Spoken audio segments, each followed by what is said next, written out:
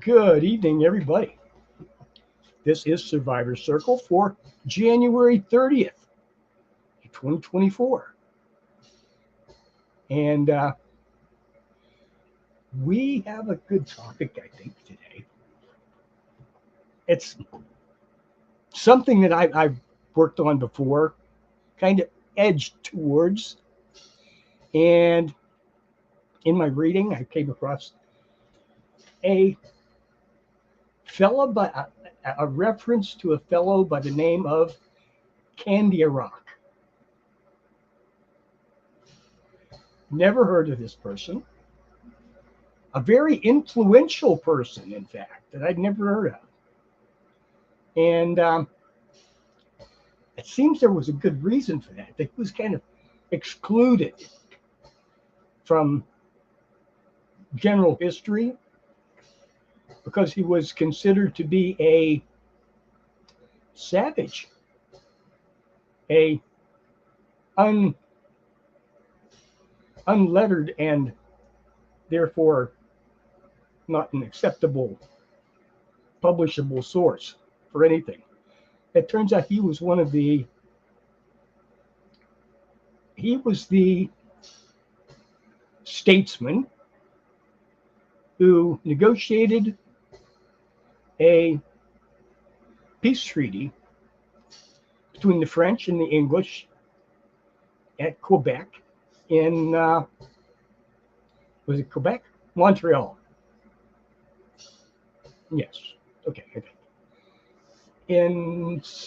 I really can't remember I think it was 1703. I think that sounds about right. Okay. And that's in the ballpark. I came across this in my reading of the source book was The Dawn of Humanity. I'm probably like one of the 10 people in the United States that's actually read the whole damn book. It's like 800 pages, 150 pages full of footnotes, So yeah. But the thing was, I had been looking for this book,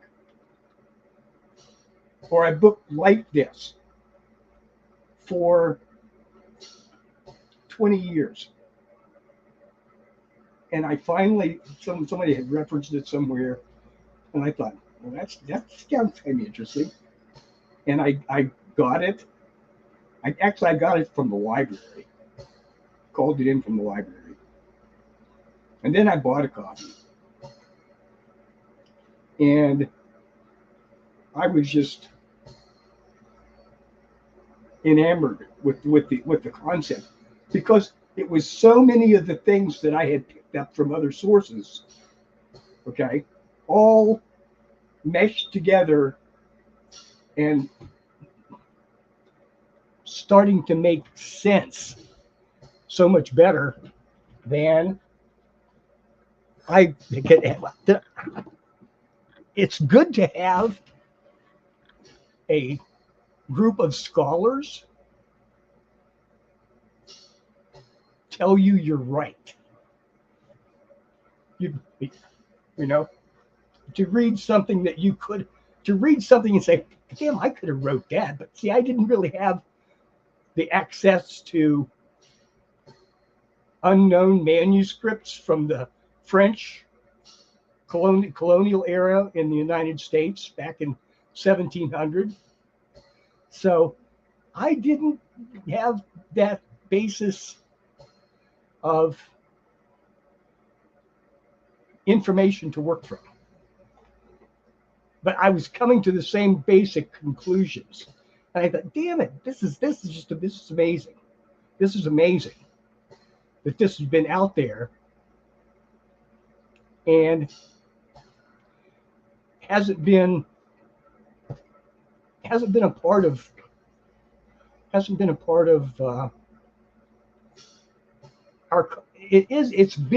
of our culture, but it hasn't been acknowledged. Okay. And a part of that was we've got to go back, in this era, we've got to go back and talking about England. And there was a kind of a battle in England just before this time and during this time of the divine right of kings. Okay. And because most people, I would say most people don't remember, because I didn't really. But there was a period when England was in revolution and they had displaced the monarchy. It had been taken over by the Calvin. It wasn't the Calvinists. Someone had to anyway. And that was a traumatic era. There were millions of people died. That was a traumatic time for them. It was not the equivalent of the American Civil War, but it was close. And out of this, there came two different philosophies. The Hobbesian philosophy, that the proper governance of a society comes from divine right, and the great man, whoever the king, the dictator, the leader is, they must be untouchable, unaccountable, because they were ordained by God or something to rule. And then along came the other side, like John Locke being the main spokesman for, who favored a more open approach to state building. He believed that a government's legitimacy came from the consent of the people they governed. Hobbes and Locke definitely had a back and forth period in the 1750s. But then, and about that same time, these travelers' tales about the ways and the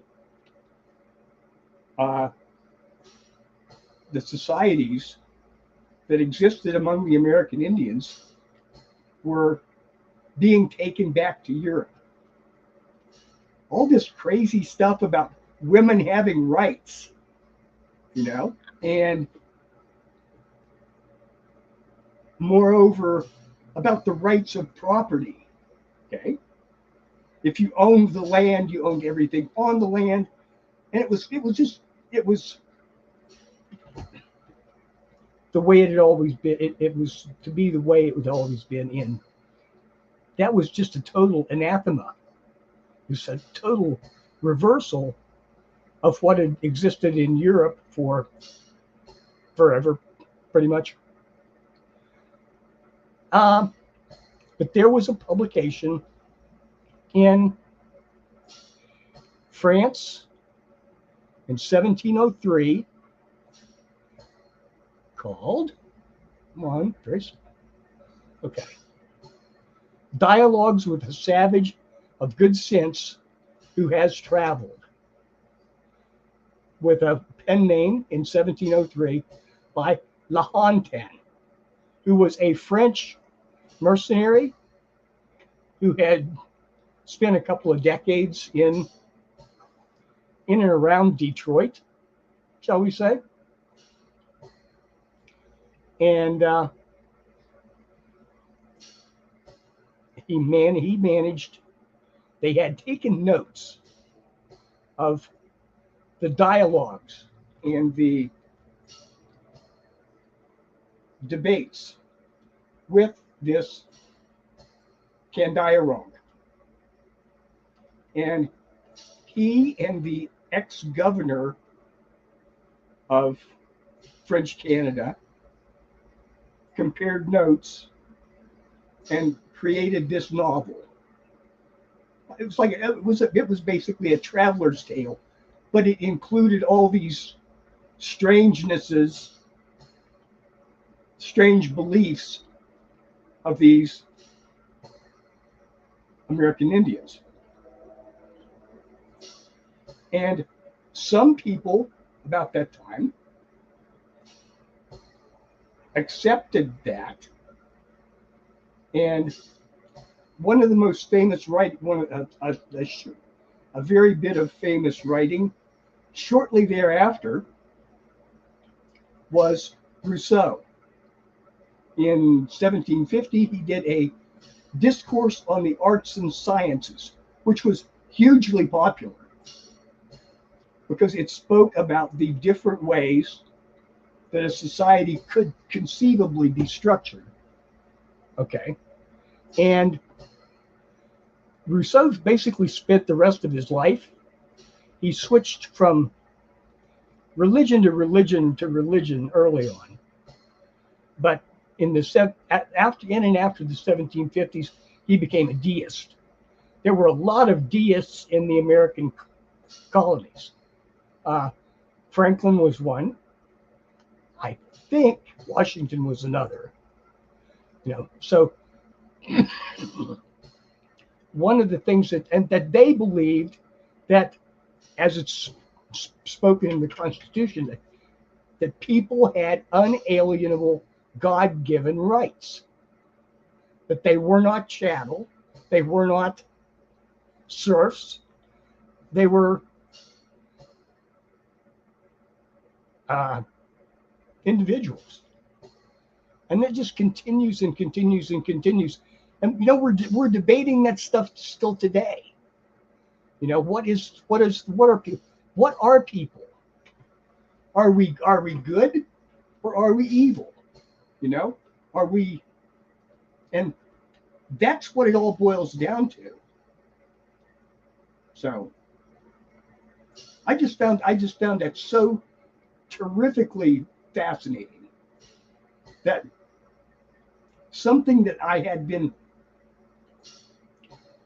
stirring around in my mind. I mean, I've read most of this stuff in the 17th. I was not a fan of 18th century literature. Okay. And some of this stuff, but I guess I'm going to become so. I will find that book, that original book, somewhere, somehow, and read it over the next year or so. Because one of my big questions was, what happened in the United States? Okay. When the colonists arrived with the diseases that they brought along with them, and the guns and whatever. Okay. 9 out of 10 Native Americans died between 1492 and 1750. Okay. And that was the end, basically, of a culture that had grown on this continent for thousands of years. What was it like? Because you can take anthropological studies from the 1850s and find all kinds of stuff, but that's like interviewing the great grandchildren of the survivors of a Holocaust that had killed 9 out of 10 people. How much of the actual originating culture was left by then? And that's something I really, I know. It's like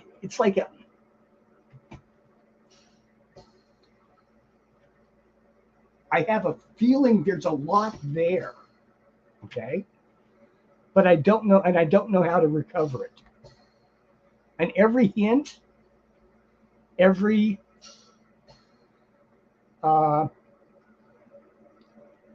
is just, it's like a gem. It's like finding a diamond in the middle of the street, to me. So that's my attraction to it. It's a thing I keep, like I said, I've been trailing this beast for 20 years, and it's not going to get away. I may not find it, but I'm not going to stop. So, and we had such a great conversation about this yesterday, didn't we? We did have a good conversation. All it is.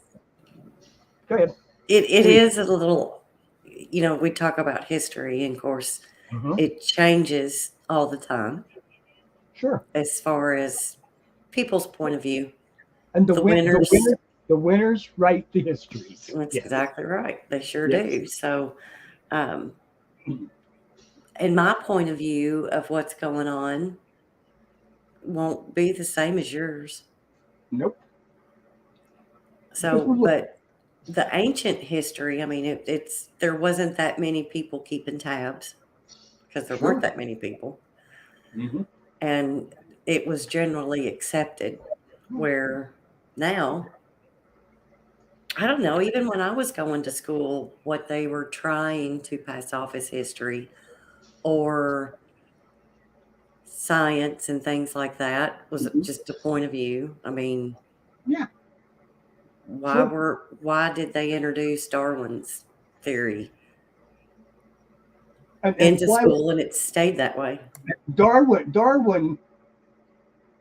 Darwin's original hypothesis, says one thing, and Darwinism, as it was presented 100 years later, was not a scientific thing. It was a political thing that used some of his actual science to bolster to feather their own nest politically, But it also took religion out of school. Yes, that is a part of feathering their nest, by taking political control of what had heretofore been a religious, or at least not, I don't know.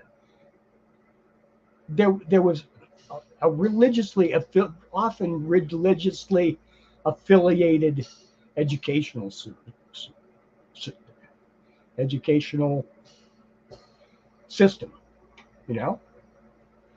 and it was intentional. It was absolutely intentional. It was absolutely political. It wasn't, and Darwinism, as it's known today, you're not going to find that if you read Darwin. Okay.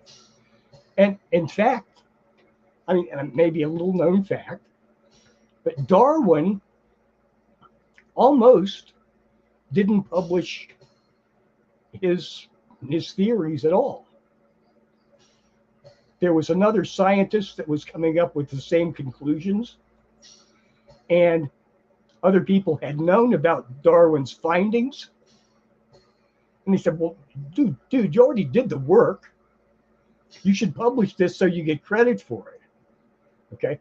And that's basically how I did it. It sat on his shelf for like 40 years. Until somebody else was going to beat him to the punch. And he came out and became famous. It's just, and that's a part of history that is out there, but most people don't know that. He hid that from the church He would have had to have. Yes. Mm-hmm.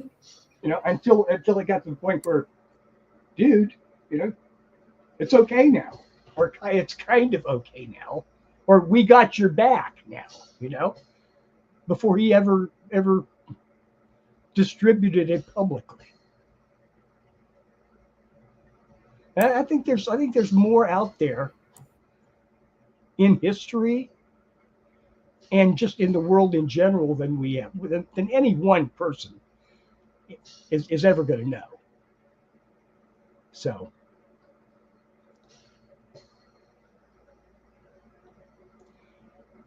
I love this. I just love it when I see people coming in. There's Lady V and Father John.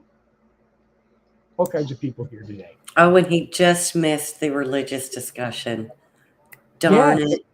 it. You'll have to rewind. So we're gonna relax now. Got all my high pressure brain drainage. It's all gone. I feel better. I feel so much better now. I got that out of my system. Because like all day, I was looking, because this would have been the topic a week ago, the one that we had to cancel. But that's okay. It gave this, I feel so much better about this topic this week than I would have last week, because it had time. I left time for the pot to simmer, and let the pieces start to fall into place. And sometimes that's a really good thing. Sometimes they just simmer until they disappear and there's nothing there. This time, it simmered down to a fine sauce.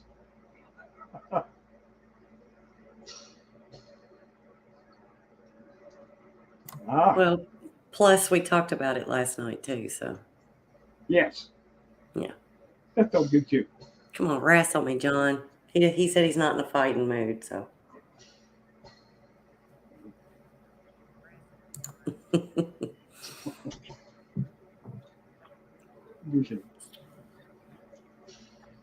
No, last week was kind of definitely.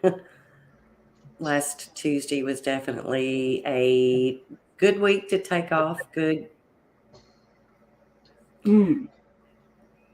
Yeah. Yes. And plus, I sound a little better. I'm not. I'm so glad. You've been suffering with that sinus cold thing that a lot of us had, but they still haven't got a name for it. No name for it, but it's going to stick with you for a month. At least they're admitting that it exists. Oh yeah. They didn't tell me it was all in my head for sure. Well, it kind of all was. It is in mostly in your head. Yeah. Come up, go down. But that was just really weird because it had its own cycle. You have a fever in the beginning. You go through 2 weeks of all that misery. Mm-hmm. Then you end up with a fever in the middle of it again, and you have to relive all of that again. So it's finally. And apparently, they're saying it lasts about 2 months. Mm-hmm. Mm-hmm. I will add to that. If you stay on it and insist that they give you the drugs, the antibiotics, and the steroids that are necessary to shake it. Mm-hmm, mm-hmm. But they don't want to do that. Apparently. That's kind of why I waited 3 weeks before I went. It was 3 weeks before I went to the doctor. Mm-hmm. And got antibiotic and some. You think it's just a cold? Well, it's just hanging on a little bit more than your average cold. No. But after a while, it just wears you down. Mm-hmm.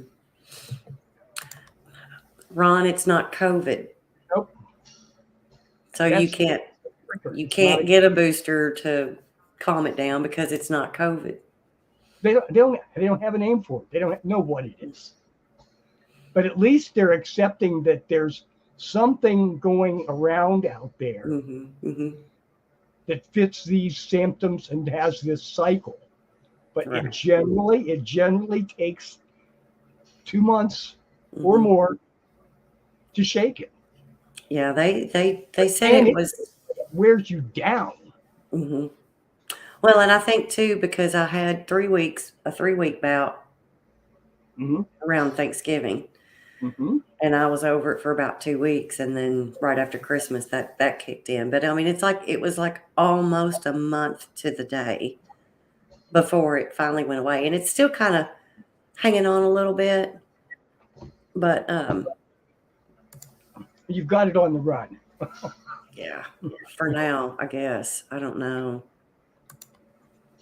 Angela, glad to see she made it. Got a friend of mine? Ron, you can just drink all the favorite drink you want, and the only thing it's going to do is not help. Oh. So, but yeah, finally over it. Now we just need some sunshine. Oh my God. I tell you, I had a reminder yesterday come up, and I ran into it and I said, I've thought about this for years. They have the lights that you can use for seasonal affective disorder. Man, I'm going to get some of those, because I know I get like this time of year. Okay, we've done dark January, you know. And I said, oh my God, I need some sunshine. I just get dreary and just unfocused, and you go outside and it's rainy or snowy or cold or miserable, and you say, oh my God, please just give me a break, you know.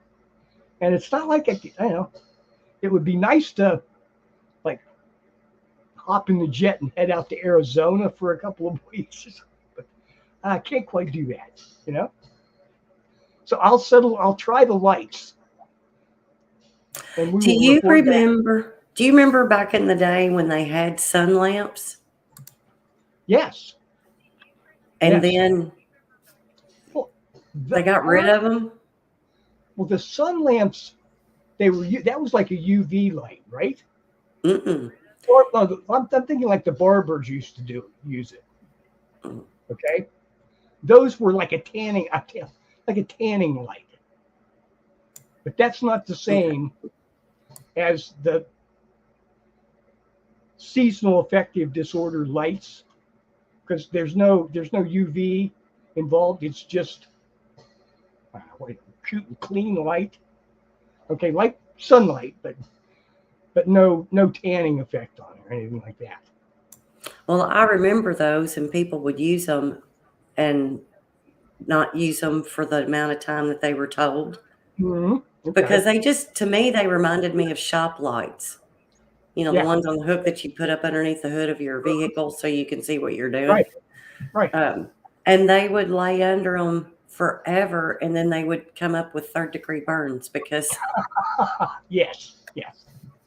Probably even the new ones are probably not. It's probably better to go into it conservatively. But still, it's good, great. I'm definitely going to go. It's either that, or I'm going to say, okay, doc, just give me the damn pills. Give me some happy sunshine pills. And those never worked for me anyway. So I've tried them before. Good grief. How many people? 10 people here today. They're piling up. Goodness gracious. Kevin.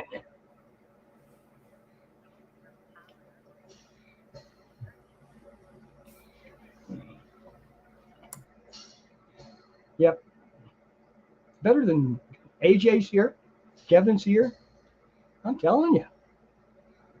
I'm I'm feeling better already. Yeah.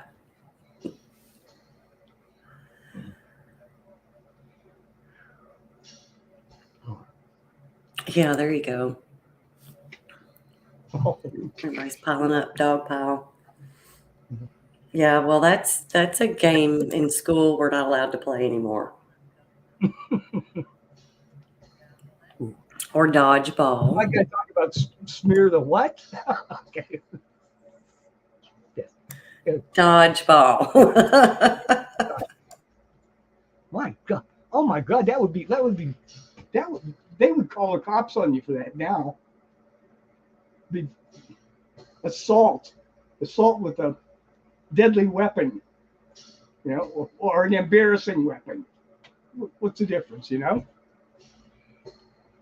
Ah, jeez. But things, I was talking about this earlier and late, and it's like the fun, all the fun things are going away, Comedy just isn't what it used to be.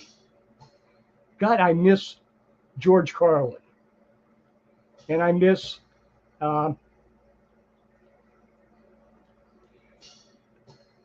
who's the other one? Just Robin Williams on cocaine Robin was Williams. funny. Was great. Yes. He did a few shows.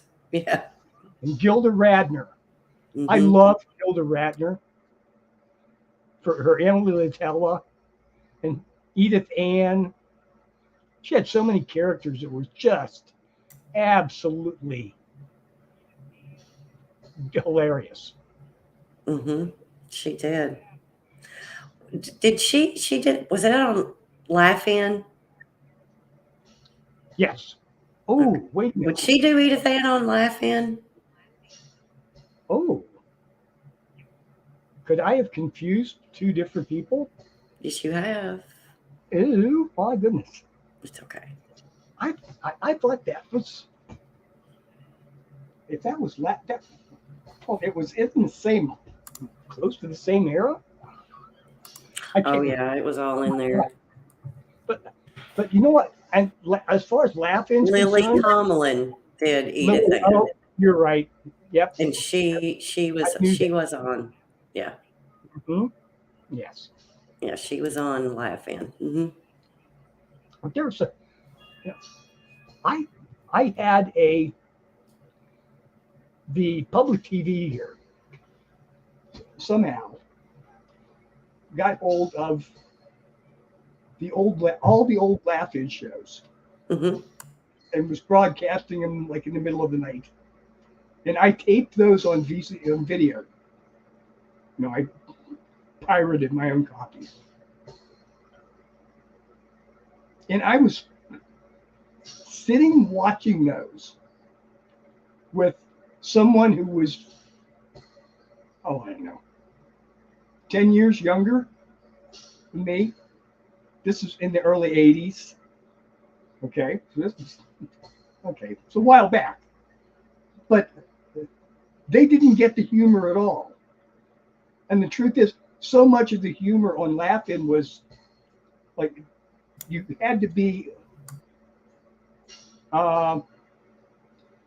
it was daily news kind of humor, It didn't have the legs. It wasn't the Three Stooges. It wasn't Spanky and Our Gang. The stuff that lasts forever. Okay?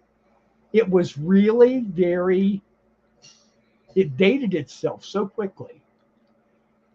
And I said, well, those they just didn't have legs.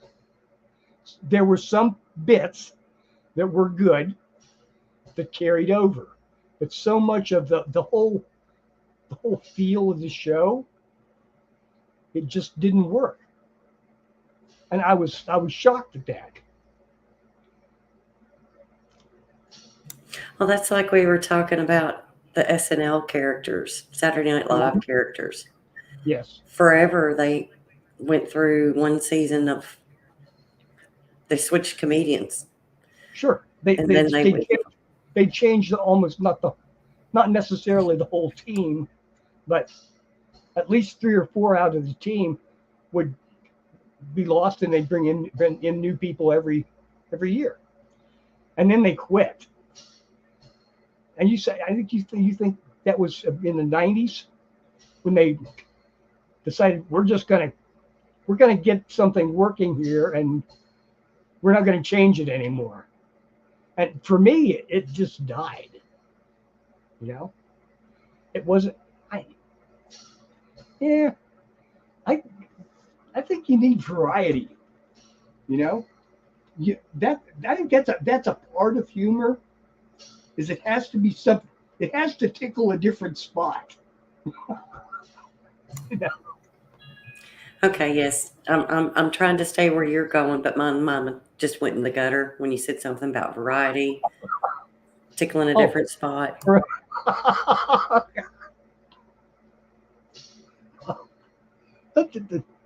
And now I've embarrassed Charles. This is hilarious.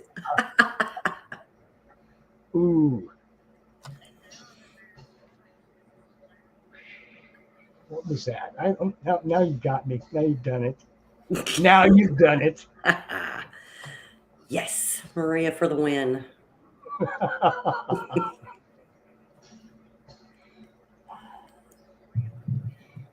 We're going to do this.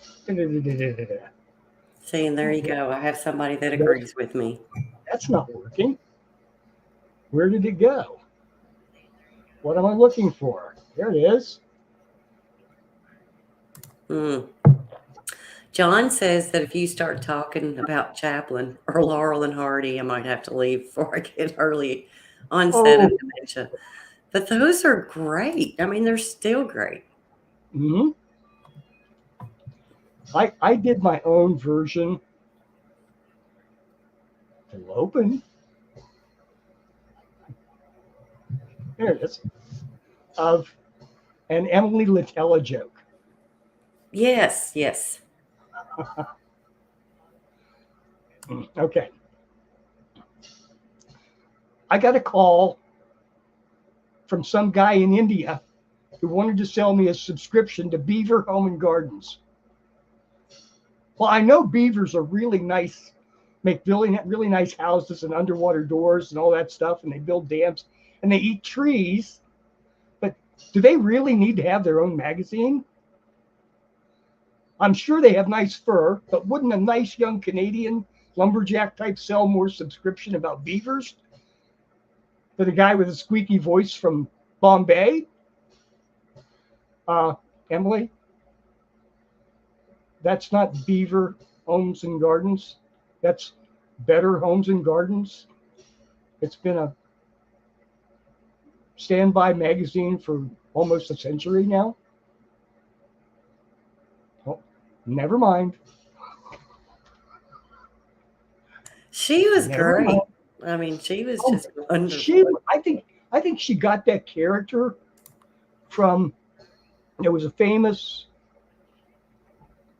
Cleveland like local network reporter that I can't think of her name at the moment, but she kind of got a little bit aged in her presentation with stuff. Mm-hmm. But my God, the woman was like 95 and she was still doing on the air interviews. And she would do stuff almost like that. So you take it just to the next step. Dorothy Fulltime. See? It's all in there. Tell your son he's late. Now this is that guy. This is obviously. Was that the Beaver Home and Gardens? Yes. That's the yes. They're selling subscriptions or car warranties now. I thought we'd already gone past all of that. Yeah. That's another show that dates us. There was a. Okay, John, I don't know what show you've been listening to, but this has never been a sweet and innocent show. You've been leaving too early, John. And I'm going to have to tune into Ron's Bible reading in the morning to cleanse. That's his live drive. So that's Ron cussing at the people he meets on the road. And you can pray for him. Oh God, please don't let him. Yeah. Please don't let anybody pull out in front of him. Yeah. Oh man, could you imagine? Oh, okay. Yeah, that could be a show on its own on Netflix. It's almost like the show. Have you ever heard of Letterkenny? No, I don't believe I have. I'll have to send you some little clips from it because it's very dry, very quick. And you've got to pay attention to what's going on. So I don't want to talk anymore about it because I can't do it justice. But the clips, I think I could watch. But I think if I had to sit and watch the whole show, I think I would just lose my mind. Yeah. Because it's a lot to keep up with. But anyways, no, you were talking about in the beginning of the show, and it's 1703, and he was listed as a savage. Yes. But a lot of them. I think a lot of it at that time, the way I interpret that in my mind was it was like a dancing bear. Now and there were American Indian that were paraded through Europe. Okay. Pocahontas was one. Okay. From the beginning. She died in some disease or the other in England. Okay. But John now Smith, she was also married to an Englishman. Yes. Yes. And had 1 or 2 children. I'm not sure. I'm really not sure. But it was other than bringing wives back. A lot of that was look at the dancing bear, look at the savage, and watch what they can do. Watch them do this little dance for the king, or this show of oratory for the king or the queen, or in the drawing room. Well, that's like the bearded lady and the yes, the carnival sideshows. But the point is, somebody was taking notes, and 40 years later, Rousseau was looking at the notes saying, well, this shit makes sense. If you step outside that royal privilege box, this stuff makes sense. So, and he's representing it in a different manner, to a different audience, to the people, as opposed to the intelligent, the rulers, and it had a big effect. It had a big effect on, especially, it had a big effect on the colonists. But I'm looking at some things like almost anywhere that there were European colonists, anywhere in the world, the colonists were changed quite a bit by the cultures that they had contact with. You know, mutiny on the think of mutiny on the Bounty. Okay, they said, "Hey, we're done with this whips and chains shit. We're just going to stay here." You know, that,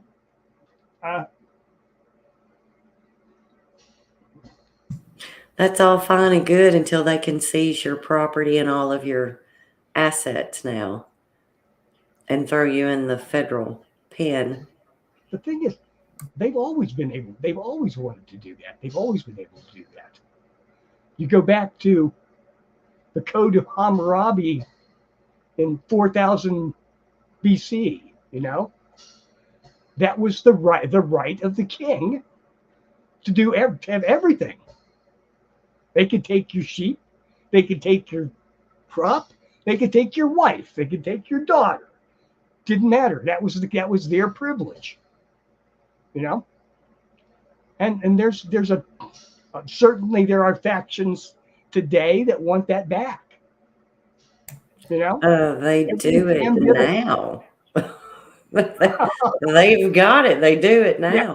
But, Yes. And that's the thing too. That was something else we were talking about. It was like, when did people start relinquishing power to one person or to?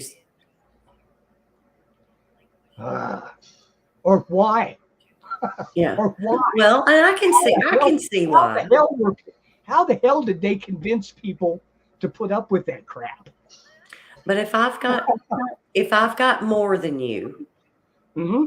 and I can help you, and I can share with what I have, and Then we'll all do better. Right. But then you had somebody that realized that they could keep getting more. Have a sword. Right. And you don't. Right. And I think that was a.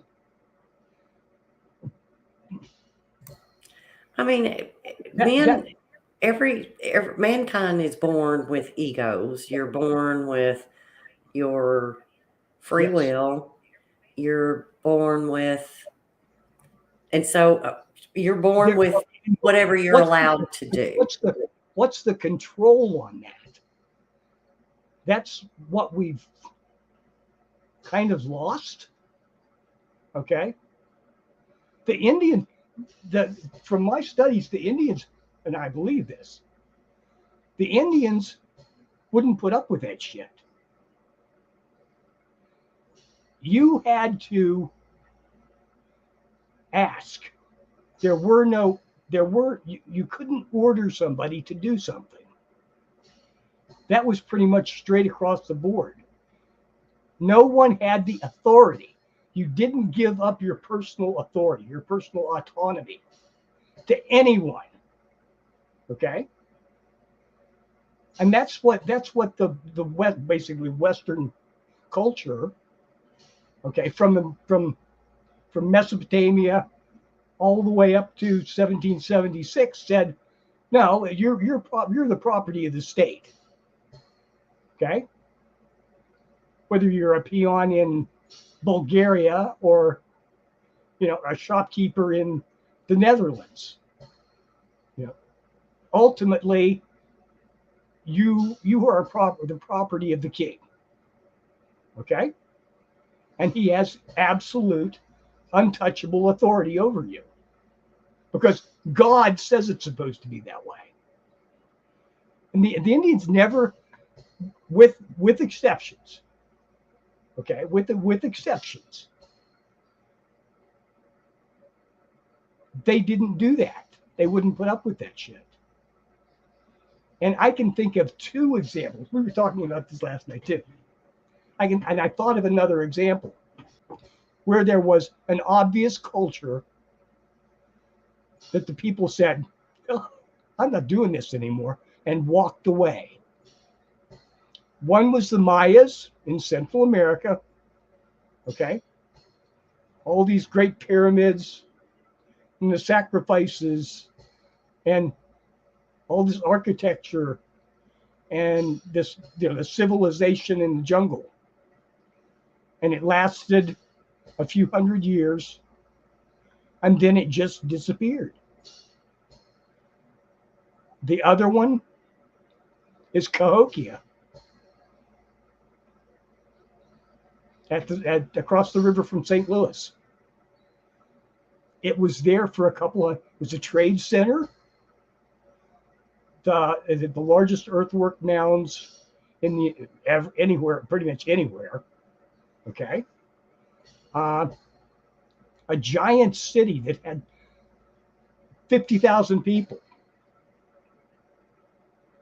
And you come back 100 years later and it's gone.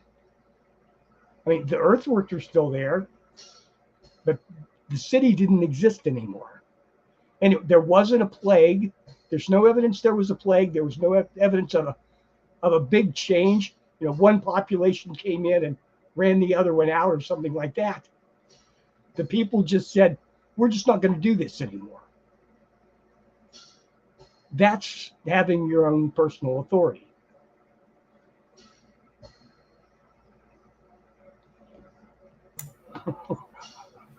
So, okay. Yeah. Oh yes, I absolutely do. That is definitely on my list, John.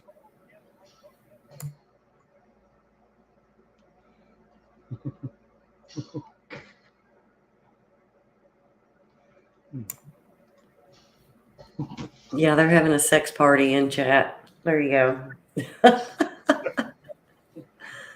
So, but okay, so talking about yeah, I'll go. I do want to go to Monks now. I'll wear my moccasins. See if I can get me some wampum and have a hell of a time. So you're talking about the power.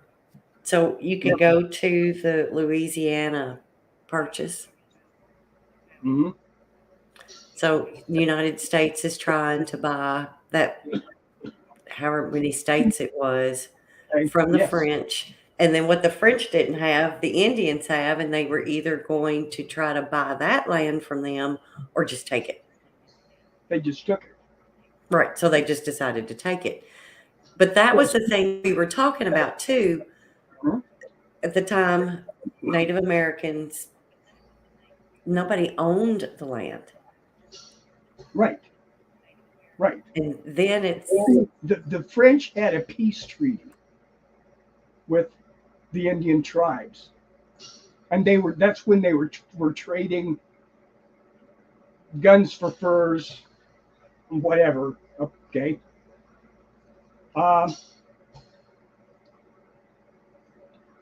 That is different, but when the United States bought that, they bought the treaty, okay, but they interpreted that as buying the property, okay, because the Indians had no concept of owning property. You couldn't own the land. The land was sacred, inviolable, okay. You owned your clothes. You owned your garden, okay? You owned the produce of your garden, but you didn't own the land. It was an entirely different mindset.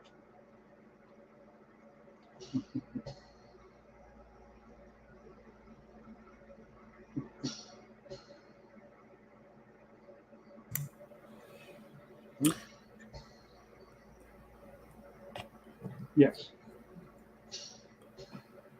Right. And see, there's a part of that's true. the part that says that they migrated, so property rights were senseless. That is the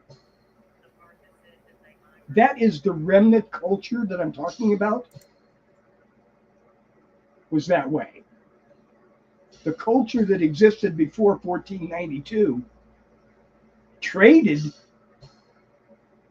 There's evidence that they had trade routes from the Gulf of Mexico into Canada, okay? And east and west from the Rocky Mountains to the east to the Atlantic Ocean. All because the shells and minerals and other artifacts were scattered to show that these trading networks existed, okay? But that doesn't mean the people were moving that much. You know what I'm saying? Let's go back to Clovis. Those really nice Clovis flint spearheads and stuff. It was not unusual for them to be moving 200 or 300 miles from where they were mined to where they would be found. But that doesn't mean that the guy who hunted with it in Boulder, Colorado, went to Gulch in Texas to mine it. It could just as easily have been a part of a trade network. He traded a mastodon tusk for a load of flint, you know? I don't think they were as migratory. I think they were seasonal, okay? I think they had, you fish when the fish are running, you pick berries when the berries are ripe, you harvest the grain when the grain is ripe. You know what I'm saying? They changed hats during the year more than they changed locations. And Jay, you made it. Well, I know too. I mean, they had to travel several miles to hunt because I mean, you can't hunt everything that's around you. No. So they would have to travel to hunt. I was reading something. I don't think it was North American. I think it was, I'm going to say Asian, that they can determine what a person ate during their lifetime from the minerals in their teeth, their bones, particularly in their teeth. Okay? And they're saying that these, which were like the mastodon hunters on the steppe in Asia, that their actual protein, the amount of their calories that they got from meat was only like 20%.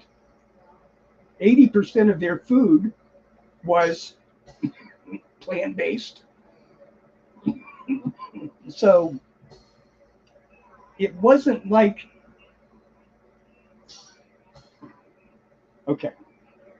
it wasn't like they took down a mastodon every other day. You know, that was something that happened maybe once a year, maybe twice a year, you know, in any one particular location.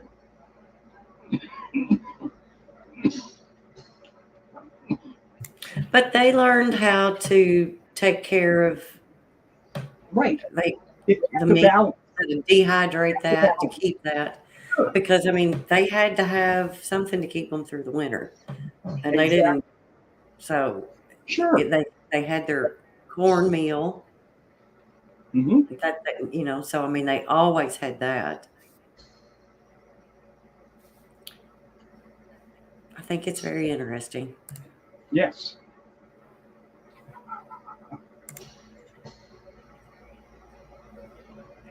Dad, are you okay?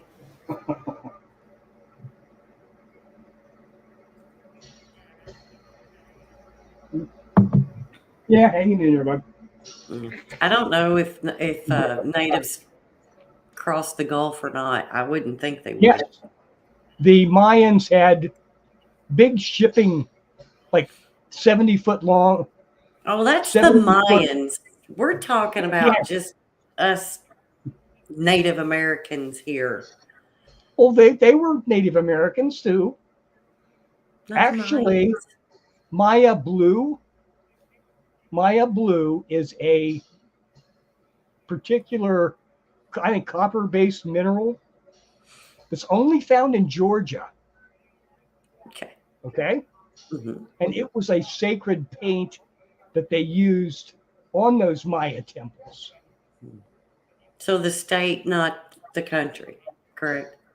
Right, exactly.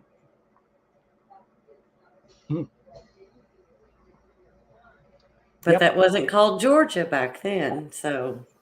No. But then the Mayans completely disappeared. They were wiped out. Nobody knows where they went to. Along with the Aztecs, we had that discussion. Yes. They're all just gone. The smallpox. Supposedly. That American Holocaust, I guess. I can say that. That was terrible. I mean, just think about it. Think of 10 people around you that are close to you, and they all died, except you. You're left. How absolutely traumatic that had to be to a whole continent. You know.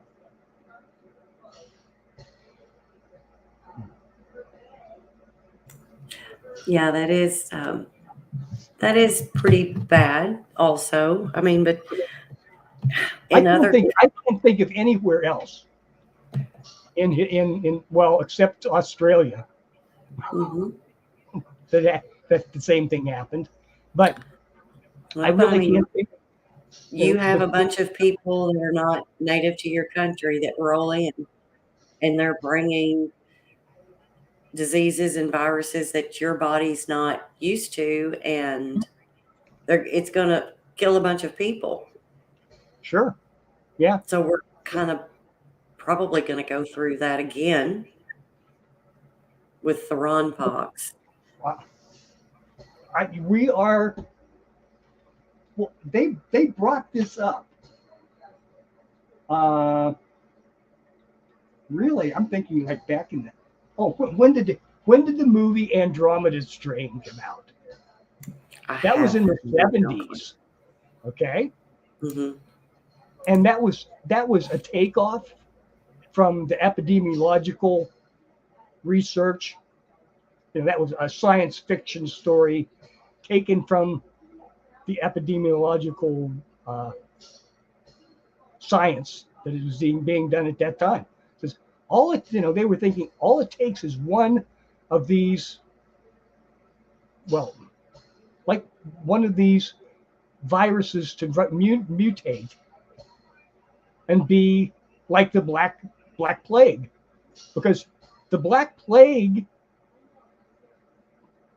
took like 30% of the population in Europe over a period of a couple hundred years.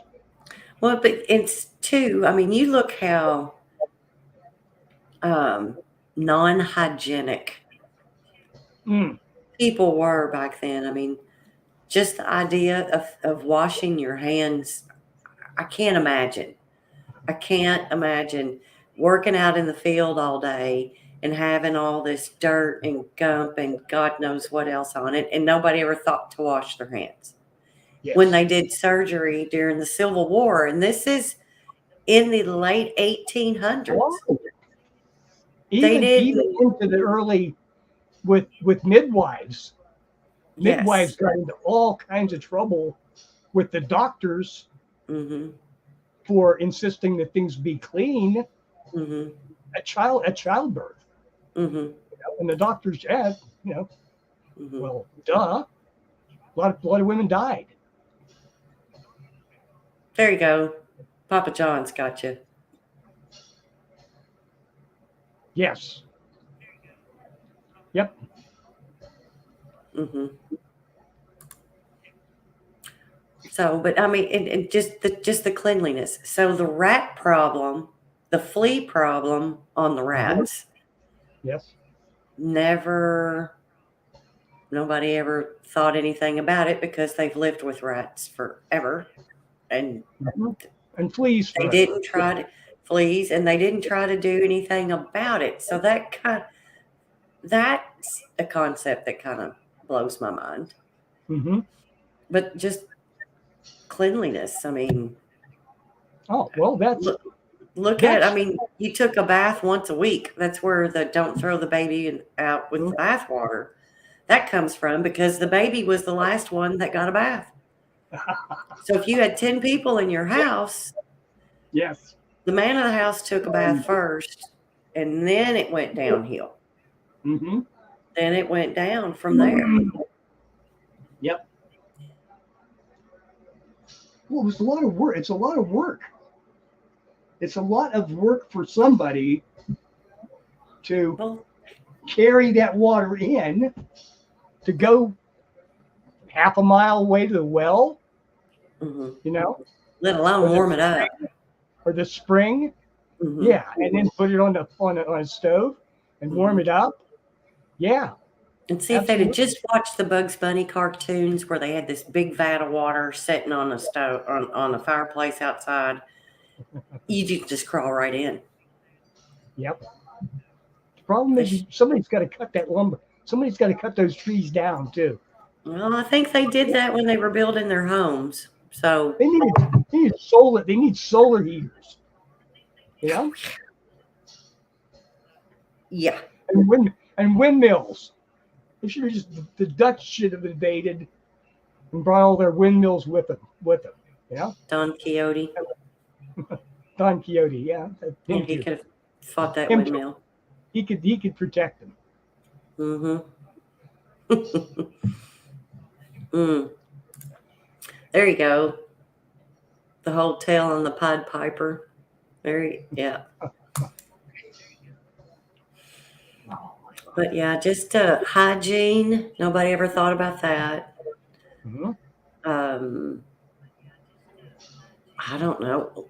Uh, I mean, seriously, that's something that blows my mind. Like even with technology, Mm-hmm. look how far advanced we've gotten with technology, and it was finally that quick when they were like going, "Oh, maybe we shouldn't do surgery on somebody else with somebody other blood. Maybe we Right. need to rinse that off." Yeah. Exactly. But now they would do the alcohol, they would put alcohol on wounds, whiskey, whatever, bourbon. What's in liniment? Ooh, a lot of painful stuff. Have you Yeah. ever poured any of that on a wound? I think when you do it in alcohol, it's called an infusion. Hmm. Okay, Hmm. Right. as opposed to I don't know what you do. So yeah, Lady V, speak up. Show Oh, us. the Show us. herbal. Yes. You said something about liniment, and I forgot about this. I forgot about this little story, but when my son was playing football, Mm-hmm. and of course you get sore muscles and Yes. things like Sprains. that. Yes. Okay. So my husband had gotten from one of his friends who has horses, Yes. horse Horse liniment. liniment. Yes. Only use a little bit. Mm-hmm. And if you're like, so like when I was rubbing his shoulder blade Yep. back through there, you only use a little bit, and you only rub for just a little bit. Yes. Because if you don't, it's like somebody has taken a hot poker and Fire. shoved it in Yes. your back. Yep. And don't ever use it anywhere below your shoulders, especially for men. Oh, there were there were there were stories about that. Yes. Hmm. the hell was it? But that stuff is awesome now. Have something like that sprayed in your. Oh, that was just itching powder. Having some itching powder in your jock strap. Mm-hmm. Oh, those were fighting. You can't get itching powder anymore, right? But I'm sure the liniment would have been worse. Oh, I bet. Oh, yeah. Oh, because you can't wash that off. No, You can't. Yeah, paper rough. Oh my God. No, yeah, we need to. I mean, but you think about who come up with this stuff. That's like dandelion root tea. Yes. You don't hear anybody out there digging up their dandelions to get. Digitalis? Which was it? There's a heart medication that I don't know. was from an herbal aspirin. Aspirin was originally an herbal salicylic acid, and willow bark. It was willow bark. All that stuff. But those were not trained medical people. Those were just little old ladies out in the woods that studied herbs and had handed it down year after year after year, generation after generation. Well, we tried this and this worked a little bit, so let's go with that. Try some of that. But that's another. Those were two conflicting cultures. Okay, you have the scientific medical doctors on this hand, and the little old lady with a bag of weeds on this hand. And I think we have accepted that there's a lot of wisdom in those things, and now you can't. Now a lot of the wisdom is discouraged because and not only discouraged but just disincentivized, because it's much easier to just go down to the pharmacy, and get a pill. Something. Yeah. It makes me wonder too, at what point did they just decide, because women had all kinds of herbs and spices and everything everywhere. At what point in time did they start saying that those women were witches? So I'm wondering if that kind of went in, because if you had one old lady in there somewhere that could heal everybody. Well, see, a lot of those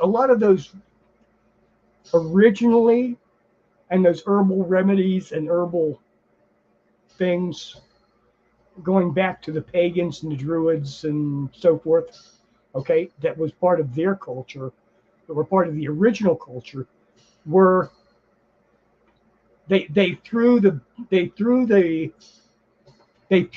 herbal wisdom out with the bathwater. Okay, they got rid of that. They had to defame that in order for the Holy Church to take over the power in the region. So that was when they started burning witches and heretics. Really, that was, I think, just after the Crusades that the witch burning started. Which is not to say that it hadn't existed before, probably forever. Somebody would get a reputation of using those herbs and powers in a evil fashion. She put the evil eye on me. She made my horse get sick. Yeah. I'm sure that went on for thousands of years, before that. So V and John think that the Earth is earth and water are too poisoned in most places to try that old stuff, but it's nice to keep the knowledge alive for the zombie apocalypse. Small doses ain't bad. Yes. Well, I will say, I will admit that I enjoyed some of those home remedies from my grandmother when I was a kid, and you didn't want to get sick again. Yeah. And nobody ever faked being sick. If you went to grandma and told her stuff, she would have something for you, but you wouldn't do it. You wouldn't do it voluntarily. You had to have a really good reason. Well, see, and that's like they back in the day, castor oil. Yes. You weren't really supposed to ingest it. Actually, you just should have just rubbed it on you, not really ingested it. But people didn't realize that. So, yeah, they thought if you were sickly, they'd give you castor oil and that would take care of it. And oh my God, there was something paregoric. Oh my God, I can remember that. Sugar, a teaspoon of sugar, and something. It was pretty bad. It was pretty bad for an upset stomach. Oh yeah, it wouldn't be upset for very long. You know, of course there wouldn't be anything in your stomach very long, but it wouldn't be upset anymore. Yeah.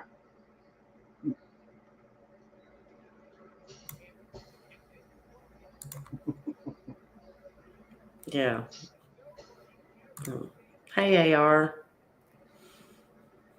Glad you jumped into the dog pile with everybody else. Earl. Yeah, Earl. Oil. Earl is a lot. Earl that's a way southern thing. Yeah. Yeah. Oh. Could be a Texas thing, maybe. I don't know. Earl. I don't know. Earl's like a mountain. That's just like a creek. When you hear old people around here, they don't call it a creek. It's a creek. Oh, it's a creek. Oh it's gosh. Definitely, there's places down there. It's definitely a creek. It's a creek. Yeah. And then it's a winder instead of a window. There is, I swear to you, there's a girl I went to high school with, and it wasn't called a wash rag. It was a wash rag. Wash. Her grandmother said it. Her mother said it that way, so therefore she said it. Oh, and she probably still does. I don't know. I haven't seen her in a long time. Okay. Why instead of why? Oh, yeah. Better? Oh, I was so embarrassed by that when I moved north to Ohio and was doing algebra. And I'm up there at the board saying XY squared. People are fucking falling in the aisles. And I'm saying, what the fuck is going on? You know? Oh, wait a minute. It's why. Yes. It's not why.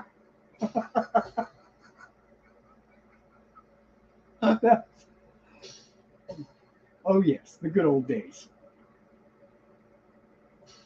I'm with the. I don't know. I don't know how people talk in this. I'm not in this. I find it so charming because it reminds me of home when I go back down in the hills, and where there's in the creeks and hollers, you know. Damn it, not creeks and hollows, creeks and hollers. Well, now it's hollers here. I'm guilty of that one. I'm guilty of that for sure. Excuse me. Okay. What is it? John says, my grandpa swore blackberry brandy was the best cure for chigger bites. Absolutely. Sure. You drink enough of it, you're not going to have to worry about it. The chiggers won't bother you anymore. Mm-hmm. That's right. Mm-hmm. Mm-hmm.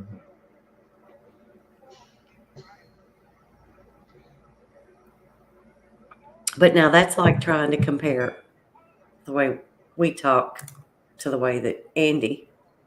Mm-hmm. I mean, Okay. the English accent. Oh my God. And then plus the words are different Mm-hmm. than what we say. So we've got potato chips and they've got crisps. But what? No, wait a minute. We've got biscuits and they've got our biscuits. They've got biscuits. Yeah, but they're like cookies. They're cookies. Yes. That's what I'm thinking of. Yeah. Yes, we have potato chips. They have crisps. Biscuits. We have biscuits, and they've got cookies. I mean, Yes. Our cookies are their biscuits.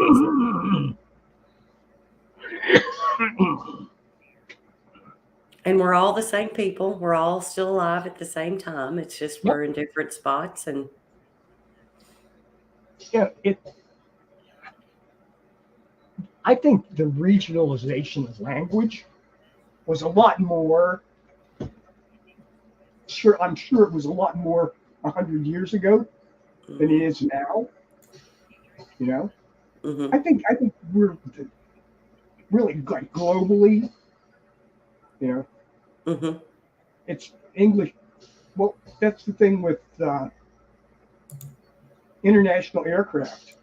Mm-hmm. Okay, absolutely, it's English over the air, all English. And that's because, English-speaking countries were the leaders going in on aircraft. And if you're flying, it doesn't matter where you're flying. It's pretty important to be able to talk to the landing strip or the tower. You know what I'm saying? So they picked they selected a language and said, okay, we'll go with this one. Most of you guys use it anyway. Okay. Whatever happened to originally there was an artificial language that had been it's on the tip of my tongue. That was going to be the new global language. Oh, I have no clue. That's the dumbest thing I've ever heard of in my life. Yeah. I can't remember. It's like it's right there.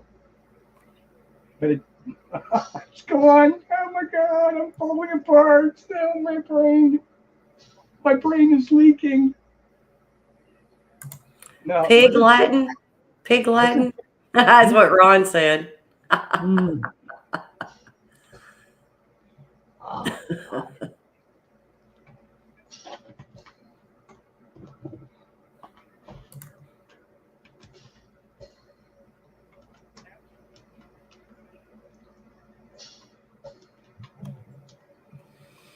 What was Esperanto?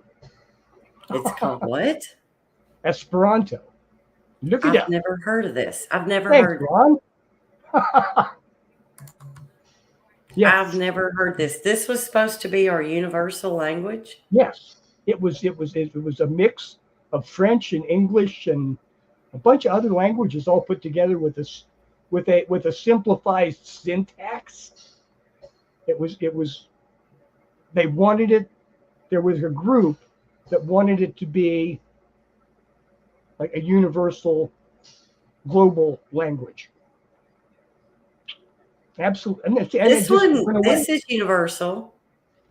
That's universal. That's universal. This means something different everywhere you go. I think if it's up like this or down like this, it means two different things. But no, I think this means something else bad, way bad in other countries. I don't know. That's just but the business language, Japan, places like that, is English. Yes, I think pretty much. Yeah. I shall we say the banking language? Yeah, the business Yes. language, Yes. like corporations, big things like that. The Mm-hmm. ones that deal with Americans or Well, British or I think whatever. a lot of that has to do with the colonial law. Okay, because when England took over, they brought English common law with them. Okay, and along with the banking and the common law that they superimposed on all these other cultures. So, yep.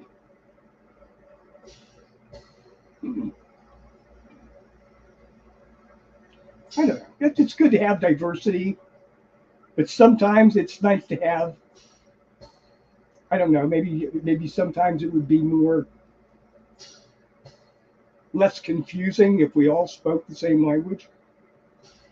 That would be an interesting experiment. Let's get another planet and try it. You know.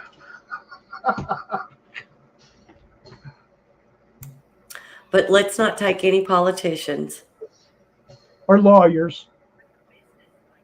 or judges or millionaires or whatever. Yeah. Hmm. I'll hop on that ship, but I've got to have a guaranteed landing zone. Yeah, Hmm. definitely. Definitely. Wow, we've gone an hour and a half. Woohoo. God. hmm See, I knew this was going to be a good show today. hmm Yeah, I didn't spend the whole time coughing. Hmm. That helps. That hmm helps. Yeah, it really does. hmm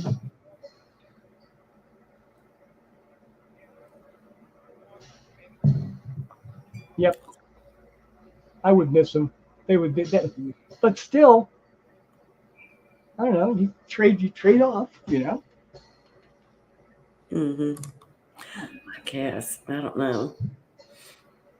I guess when you get right down to it, if you really want to communicate with somebody, you'll figure out a way.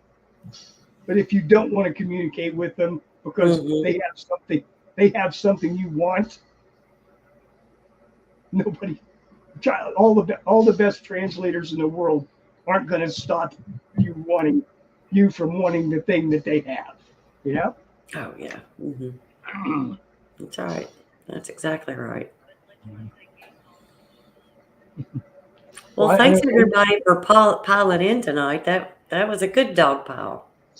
this has been Mm-hmm. a fun show tonight. You know, I didn't get crazy. No politics. Well, but beyond a little bit. Ancient politics. You know. So, uh, gee, we can be out of here before 8 o'clock. And I am going to take another breathing treatment and have supper and go to bed go to bed later a happy guy. I thank everybody for being here, for taking part in our little experiment, and we'll be back next week. Maria, thank you very much. Thank you. Have fun. Good night, everybody. Thanks.